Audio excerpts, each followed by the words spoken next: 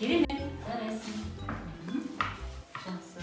Мына жерде бізде кәмпиттер, мына жағында бізде сандар тұр. Ал ортасында түрлі түсті сандарымыз тұр. Яғни бұл жерде сен қалай табасың? Бірді таңдайсың.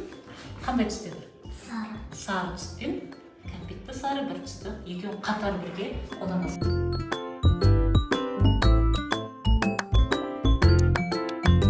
Бүгінгі сабағымызды бастамас бұрын сабағымыздың ережесімен келісе алайық, иә?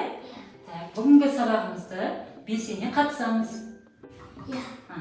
Бүгінгі сабағымызда уақытты үнемдейміз.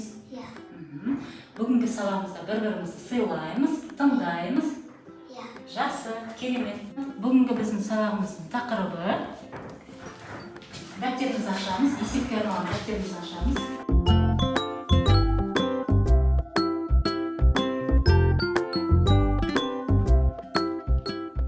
Беске, онға бөлінгіштік.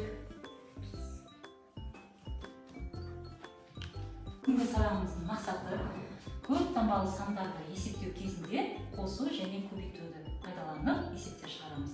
Сонымен қатар 2-ге, 5-ге, 10-ға бөлінгіштік қасиетін пайдаланып натурал сандарды топтастырамыз. Сонымен қатар танымдық әрекеттерді кеңістіктік бағдарлауды үйренеміз. Есіме сақталыңыз, иә? 0-мен аяқталатын сандар нешеге бөлінеді? 10-ға бөлінеді. 0-мен 5-пен аяқталатын сандар 5-ке бөлінеді. 0, 2, 4, 6, 8-ге аяқталатын сандар 2-ге бөлінеді. Өте жақсы, керемет. Осы сандардың ішінен 2-ге, 5-ге бөлінетін сандарды тауып алайық. 885. Дұрыс. Ол нешеге бөлінеді? 5-ге бөлінеді. Жарайсың.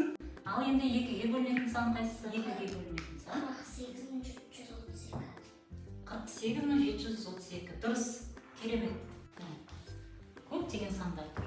Осының ішінен Эйлер дөңгелегін саласың дәптеріңе.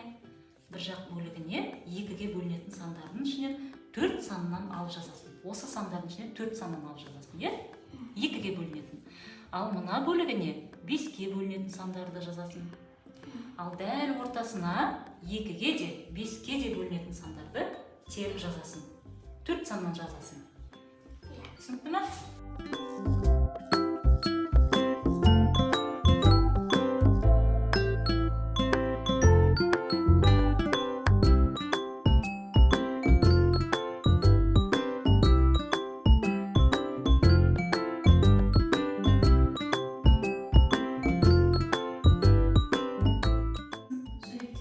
Соның астында қандай геометриялық пішін тұр? Мысалы, бірінші жапырақта 3 бұрыш, екінші жапырақта 4.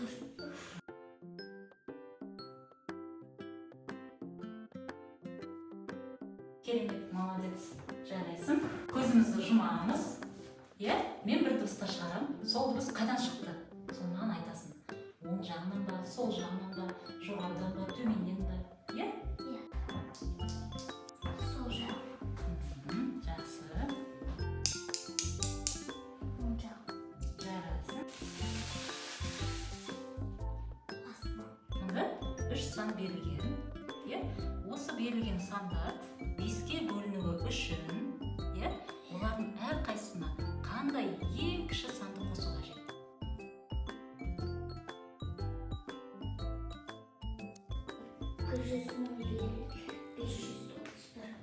Жазамыз. Соған жаңа ең кіші санды қосамыз. 289. Бұл суретте бірнеше зат бір жерге орналасқан. Суретке мұқият қара. Бір-бірінің үстіне салынған заттарды анықтап көр. Қолшатыр, қуыршақ, Жақсы.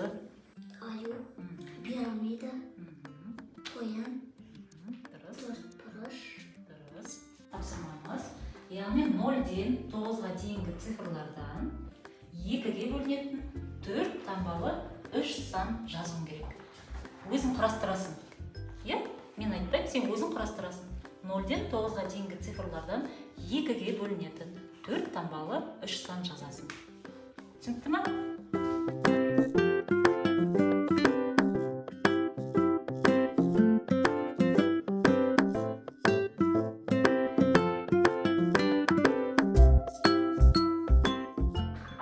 сабағымызды қорытындылаймыз. Мұхаммад, бүгінгі сабағымыз түсінікті болды ма? Иә. Егер де түсінікті болса, күнді таңдаймыз. Ал егер жоқ, мен әлі түсінген жоқпын десең, болтты таңдайсың. Жақсы, керемет. Молодец. Мұхаммад, енді үй тапсырмасын дәптерімізге жазып алайық, иә? Күнделік үй жұмысы деп жазып ал.